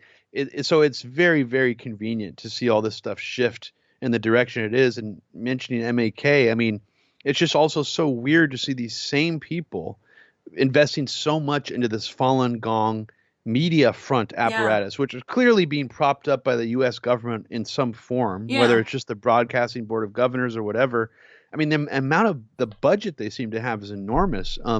So yeah, it's just strange that it's like another cult with, probably CIA or State Department backing in some capacity, and it's the same people. Rudy, Gingrich, Gorka. I don't know what his connection was to MEK, but I'm sure Bolton, is probably behind or pushing this too. I haven't really been paying attention to what he's been doing lately, but it's just so crazy, Whitney. I don't even, and I really don't think most people are even paying attention to this. I mean, a lot of even neoliberals are like, yeah, Chinese fentanyl is like the biggest problem right now. I mean, they've sort of all switched to that too. So, well, what's crazy too is that ever since the COVID thing started, fentanyl is now being praised in the media as like the savior of corona. Like it's used a lot in treatments and things like that. Yeah. And is being sold more than ever. And also because of lockdowns, abuse of opioids is higher than ever, and we haven't been hearing about it at all. And that obviously they've restricted a lot of imports from China, and also Wuhan used to be an epicenter for the raw materials to create opioids, and that was sort of totally hit when the whole crisis started last year. So there was, changes in supply chains and all of this stuff, but like none of this has been talked about at all, and it's just really weird to see how COVID's sort of been used to take a lot of the heat off of some of these companies and families that were getting in a lot of shit, honestly, last year, or sorry, now it's 2021. So in 2019, we're getting a lot of shit for their role in perpetuating the opioid crisis. So of course you had the Sacklers being outed even by mainstream media for several years. But what happened in 2019 is that you have Teva Pharmaceuticals, which is one of the largest pharmaceutical firms in Israel, being indicted in several U.S. states for their role in the opioid crisis. And I mean, one of the largest shareholders in that is Warren Buffett, who's really tied up with the Gates Foundation, and things like that. And like all of that, the narrative, which came out in these indictments, that they were perpetuating and exacerbating the opioid crisis in the U.S. for profit, right? Just disappeared also. So yeah, a lot of the pressure by various means, whether it's, this faction that we're talking about or COVID or whatever, it just seems really convenient that the narrative on the opioid crisis has changed. But, not to get too off topic, right? But it is a really interesting rabbit hole, that one. So sorry if I digressed a little bit, but I wanted to get into Bernard Kerik a little bit since we're running a little short on time. Sure. But I did want to add though, the Falun Gong thing, right? They're behind the Epoch Times, if I'm not mistaken, and that is an outlet that is being really frequently shared by people like Lynn Wood, who we talked about a little earlier, and a lot of these people in like MAGAverse, Trumpverse, Trump world, whatever you want to call it, about promoting a lot of this anti-China stuff. And you have Lynn Wood too, saying things like, it was the Chinese Communist Party that attacked us on election day. That's his narrative that he's sort of going with now, which is sort of like China. It's like a, Chinagate instead of Russiagate, that sort of narrative he's spinning, and a lot of it, and then saying that we have to prepare for war because China's preparing for war, and the link he posts is proof or whatever, is an Epoch Times article that's like some fear-mongery whatever that China's preparing to murder every American or something like that. And of course doesn't distinguish the fact that like this crazy, most likely backed by the CIA culty group and China, backed by all these people that back like MEK and whatever, is the outlet, is behind that outlet. So that's just something I wanted to add to that before getting into Kerik. Anything else you want to say on that before we move on? I mean, I guess I'll just say that, one thing I think people should be looking at is that Project for the New American Century, has actually split and factionalized to some degree. And I don't think, I just think a lot of people have gotten into this reductive framework where it's like, well, if Kagan and Crystal hate Trump, then that means all the neocons hate Trump. Well, you really have to comb through the details to see that that's just a totally distorted narrative. I mean, even just Michael Flynn, who is the hero of the QAnon narrative, is really good friends with Michael Ledeen and his family. I mean, they spend time together. Barbara Ledeen. They wrote a book together, didn't they? Yeah, they wrote a book together. So, like, that's one of the scariest PNAC people that I can name besides like the Kagan siblings, So so I think that's really important, but also just the Committee on the Present Danger China, which is a very obscure think tank, but happens to have several members of PNAC in it. Yeah. I think 4 by my last count. Woolsey, some of these people are connected to like the anthrax stuff. So those people are constantly on Epic Times. In fact, one of the guys named Jan Genelek, who's part of Committee on Present Danger China, he hosts a show on Epic Times. It seems like it's just basically a pipeline, for this weird faction of Project for the New American Century neocons. And also, if you read Rebuilding America's Defenses, the infamous document that said we need a new Pearl Harbor, the majority of that document is talking about China. And I think that's something that just a lot of people have ignored over the years or haven't taken seriously, but it's all there. The need for Space Force exactly. is in that neocon document. Exactly. 2 major things that Trump has heavily pushed and actually gotten to take float since his administration. So isn't that a coincidence that Rebuilding America's Defenses actually mapped out 2 things that Trump kind of successfully put in play? So, I think people need to be looking at that much more deeply and stop seeing the neocons as some kind of unified front where all of them are all in unanimous agreement. I mean, maybe they still are, and they're just pretending to be factionalized, but it's I don't know though. Hard to say. Yeah, but I think, you look at the people like Kagan's and Crystal and whatever. I mean, those guys coalesced several years ago around like Romney and that faction within the Republicans.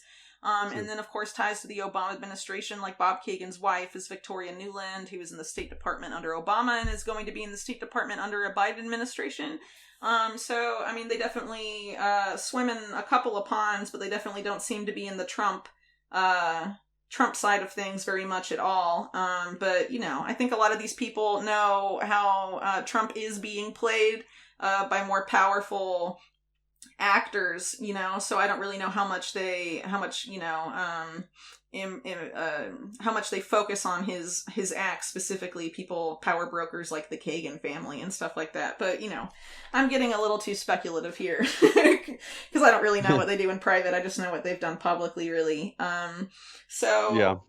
Anyway, with that being said, I wanted to move into Bernard Kerik pretty quickly, and in the interest of time, I'll probably go through some of this pretty quickly, but feel free to pop in whenever, Robbie. So, okay. I wanted to start off. So Bernard Kerik, we mentioned earlier, is basically a protege of Rudy Giuliani. I mentioned earlier that he met Giuliani in 1990.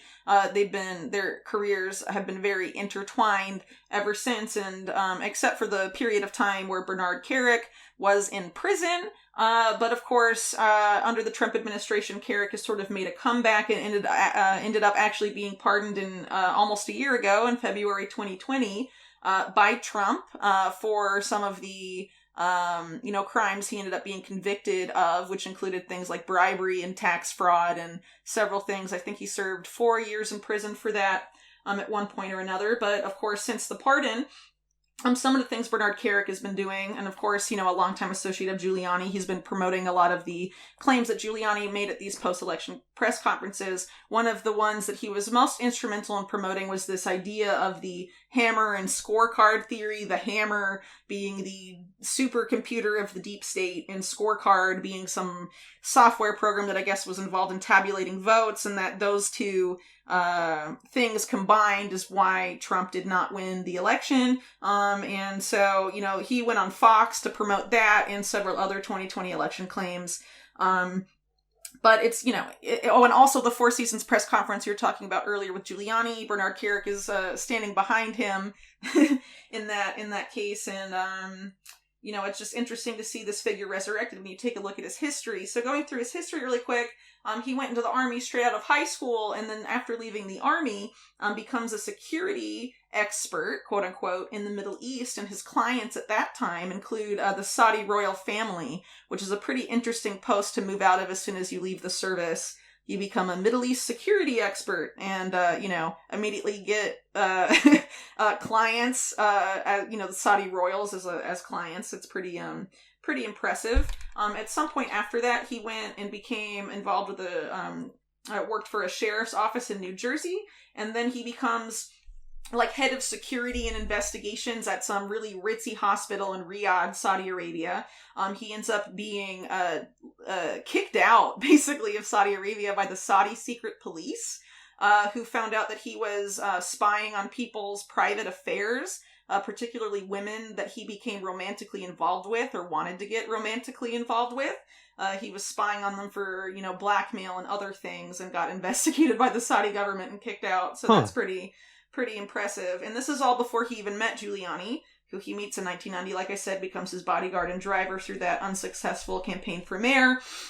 When Giuliani later becomes mayor, he appoints Kerik to be first the commissioner of corrections, or the prison commissioner, basically, of New York City. And he later gets promoted to the role of police commissioner, which is a position he held at the time of September 11th, 2001, meaning that he led the response to 9/11. We already talked about some of, that Giuliani and Kerik and were at this one building they claimed they were trapped in, and blah, blah, blah, had to go to the pier for Tripod 2 and all of that stuff, right? But what's really interesting about Kerik specifically is that less than 2 weeks after 9/11, he takes a rather odd trip to the state of Israel, and he's there for 4 days. And during that period of time, he meets the members of the family, which at the time, and I think may still be the richest family in Israel, at least as of 2013, they were still the richest family of Israel, which are the Wertheimers, who were behind, I believe their company is called Iskar,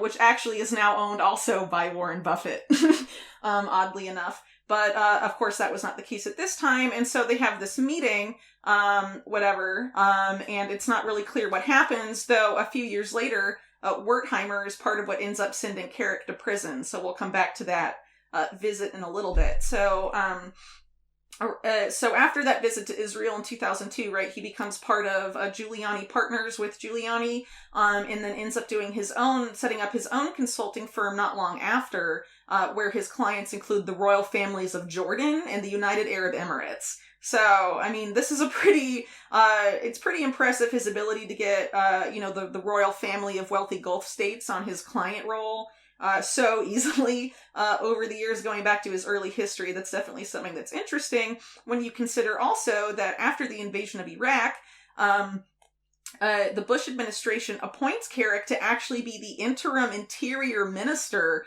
of Iraq. So he's basically one of the major figures in Iraq's provisional temporary post-invasion government. And what's interesting here is that in that capacity, because people hear interior minister and they're like, what exactly does the interior minister do, right?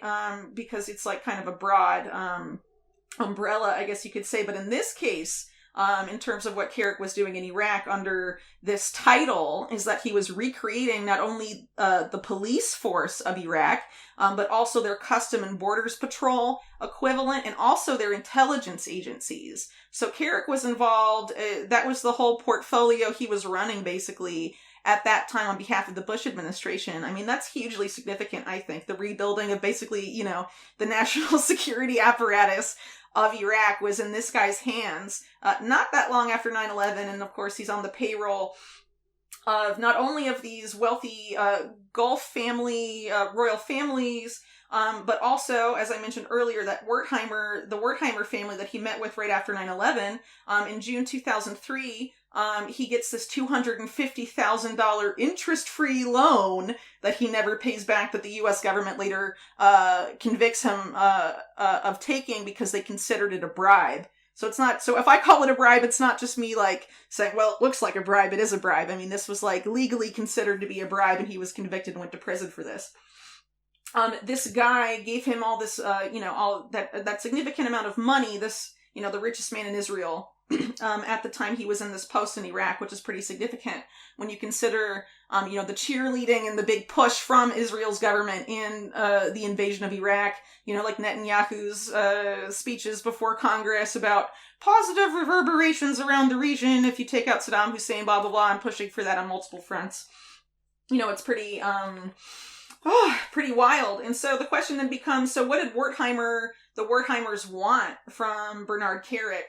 Why he was in that position. So the Wertheimers, their main, the company Iskar that made them billionaires, it basically makes a lot of like advanced metallurgy and metalworking tools and industry tools and stuff like this. But what's interesting is that at some point before the Iraq invasion, the Wertheimer family, specifically the head of that family, who's a guy named Steph Wertheimer, he was promoting what he called his Middle East Marshall Plan.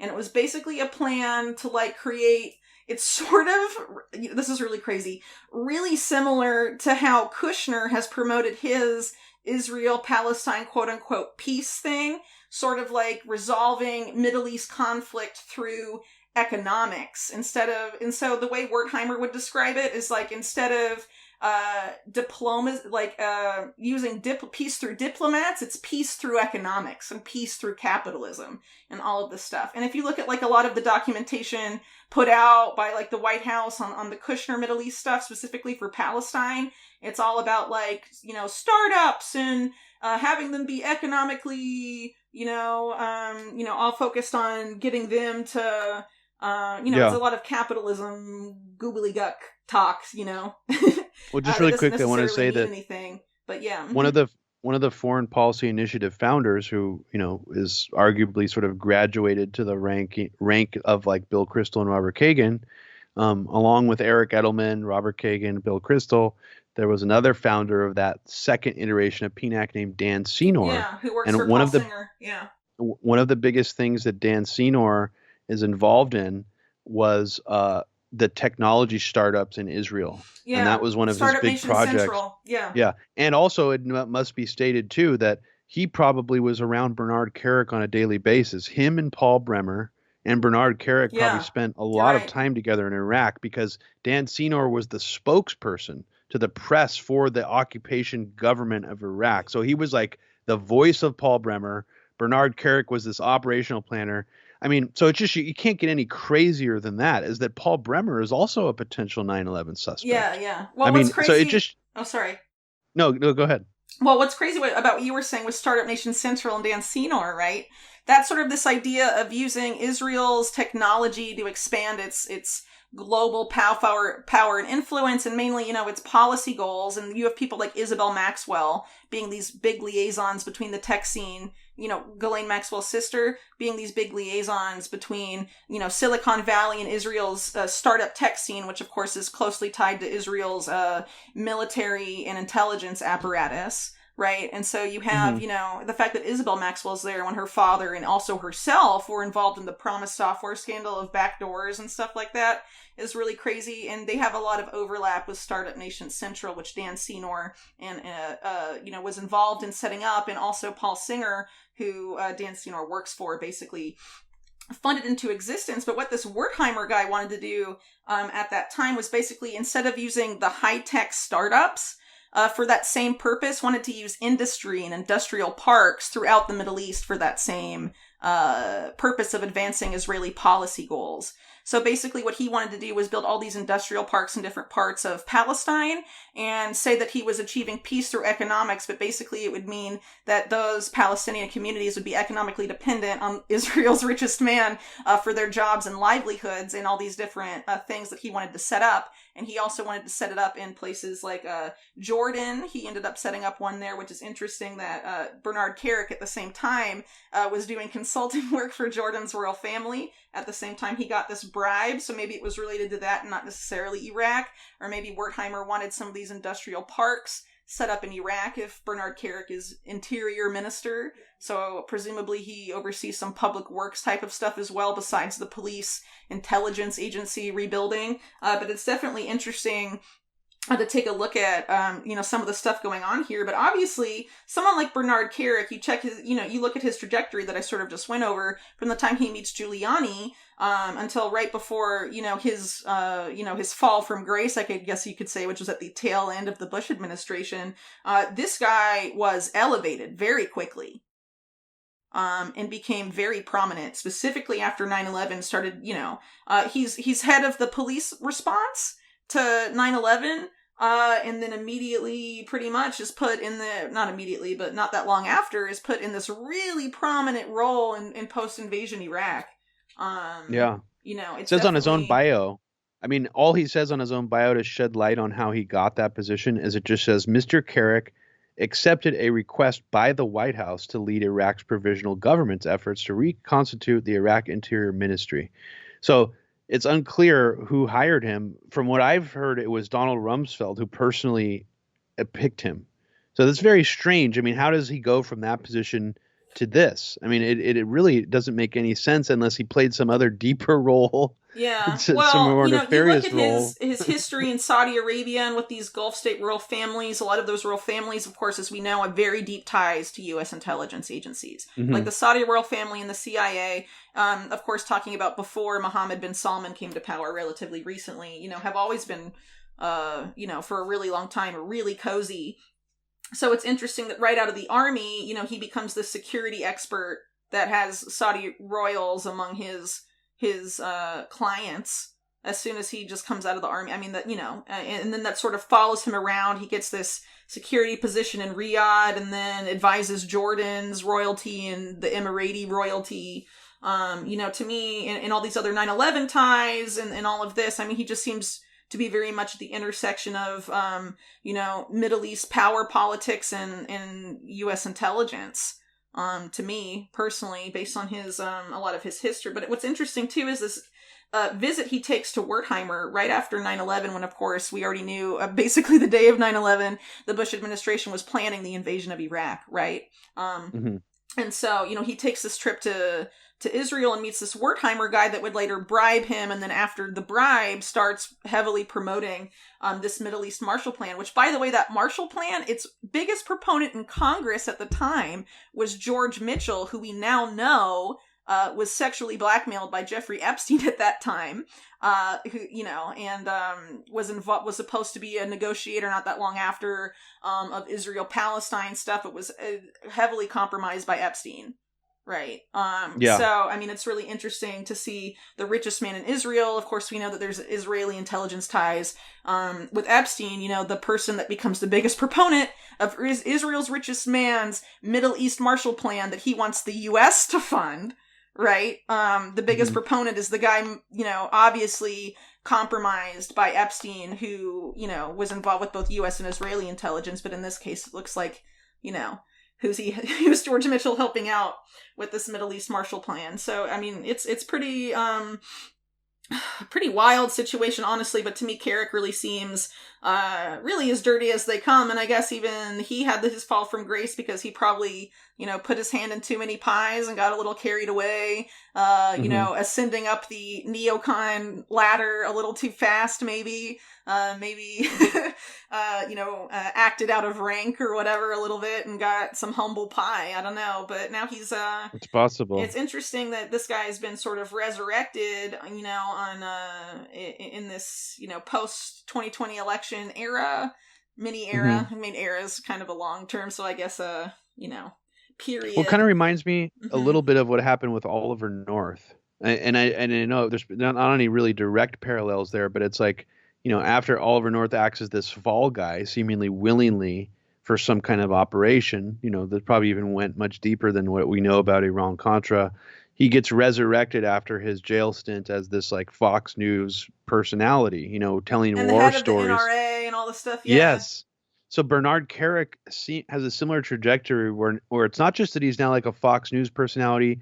He did a segment even with Tucker Carlson like a year and a half ago where he's talking all about how we should overthrow Maduro. And that's why I've never been like, wait a second, Tucker's not good on Venezuela. He's not good on war. What are you talking about? He's got a 9/11 suspect sitting across from him advocating for the removal of Maduro, while talking about the deep state. Something's not right here. But it's interesting about Bernard Kerik is out of all these Trump surrogates, you look at Rudy, look at Gorka.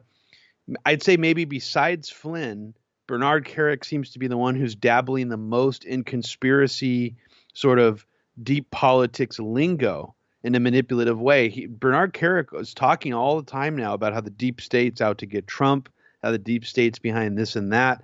So, I have to ask myself, at this point, anyone who's like prominently on TV, who's a surrogate for a president talking about the deep state, should be automatically looked at as someone who is part of the deep state, because it's really suspicious.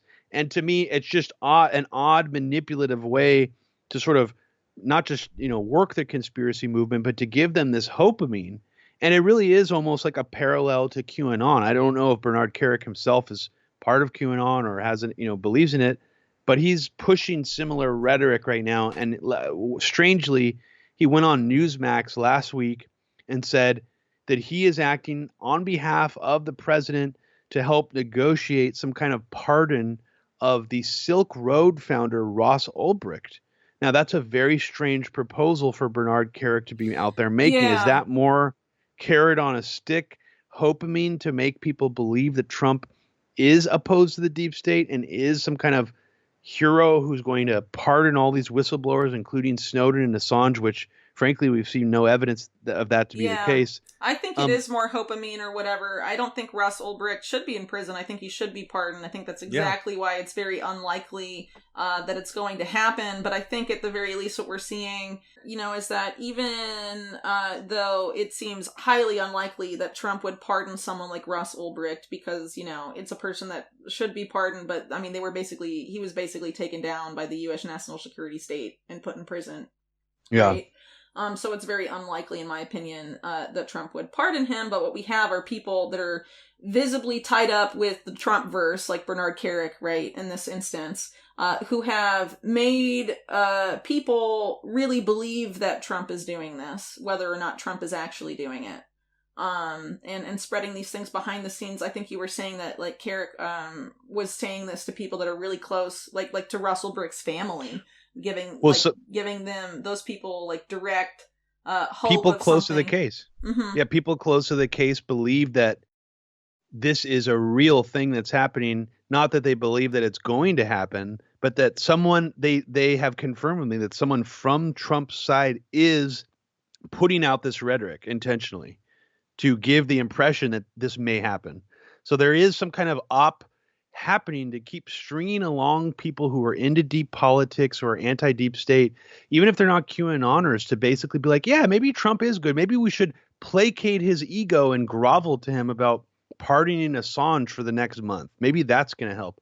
And that to me is just fascinating, because that's like exactly what Trump wants, is just people to be groveling at him, to be sort of worshiping him. If he didn't pardon Assange by now, I really doubt he's going to do it. Exactly. And now, after the he ruling only should in get the Assange credit case, for this, right? If he actually does it. I mean, that's what's so weird. It's like, why give him any credit for anything until he's actually done it?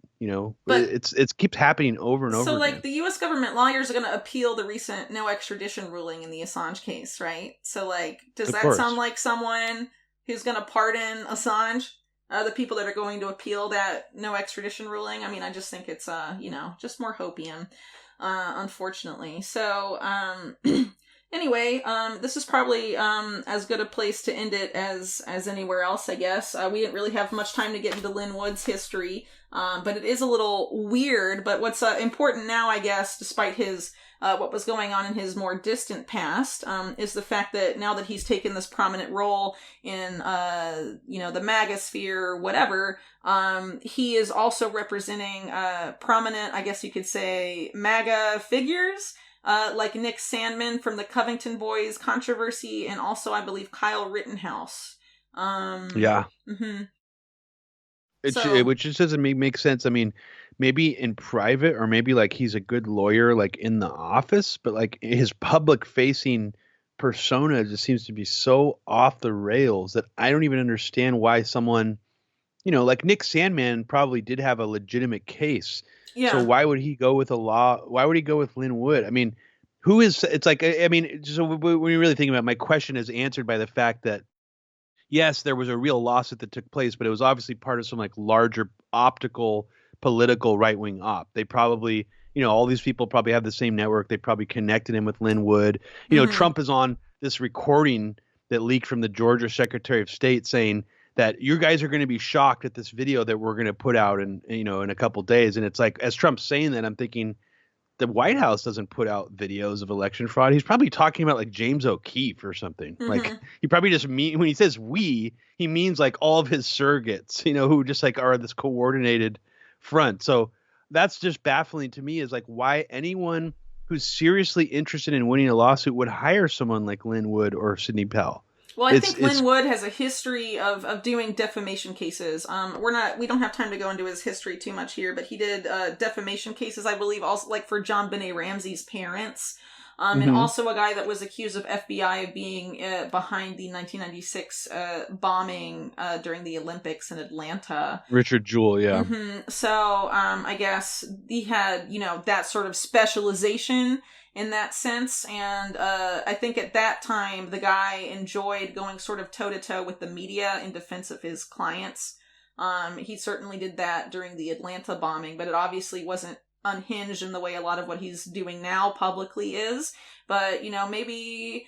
I don't know. I mean, a lot of his political rhetoric these days is very Bannon-esque. So it's worth considering, is he being funded to do this, or has he sort of been, pandemic war room brainwashed and really believes it? I mean, we don't really know, but the fact that he's been so promoted and has risen in this way and is able to get away with saying all this crazy stuff, and he has the QAnon, where we go one, we go all handle on his Twitter bio, which is a pretty obvious endorsement of that whole movement.